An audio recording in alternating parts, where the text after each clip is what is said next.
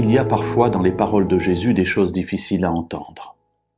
Une de ces paroles se trouve dans l'Évangile selon Luc au chapitre 14 et au verset 26.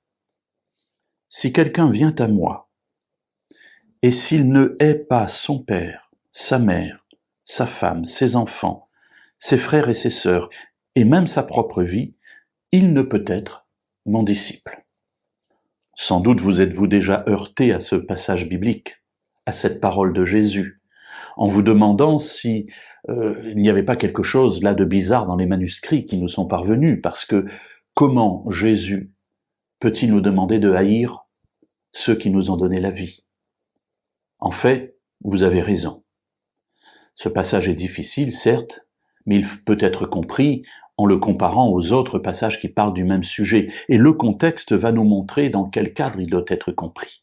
Ici, Jésus, effectivement, ne nous demande pas de haïr nos parents, de haïr nos frères, nos sœurs, ou de haïr notre propre vie. Ce qu'il nous demande, c'est d'être prêts, lorsque nous voulons le suivre, à abandonner tout cela, en le considérant comme étant à une place inférieure à l'appel qu'il nous adresse. Suivre Jésus implique toute notre vie.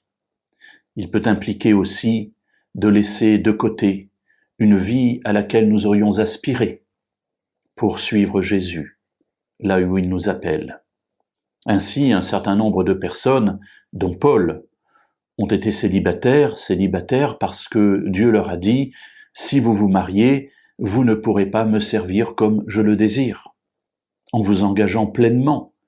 Et c'est dans ce contexte d'ailleurs qu'il faut comprendre les nombreuses exhortations de Paul à être célibataire. Ici, Jésus nous dit, pour me suivre, il faut être capable de tout quitter si nécessaire. Le verset 33 continuera en disant, « Ainsi donc, quiconque d'entre vous ne renonce pas à tout ce qu'il possède ne peut être mon disciple. » Suivre Jésus, être disciple de Jésus, implique parfois de tout quitter.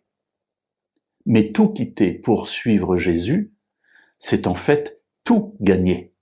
Dieu ne nous demande pas des choses qui sont importantes dans notre vie ou primordiales.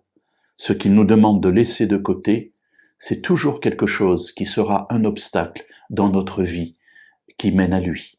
Alors, si vous entendez l'appel de Jésus, si vous entendez une voix qui vous dit « laisse cela de ta vie pour me suivre », n'hésitez pas un seul instant, parce que c'est ainsi que vous entrerez dans le chemin que Dieu a prévu pour vous, et c'est ainsi que vous vous accomplirez.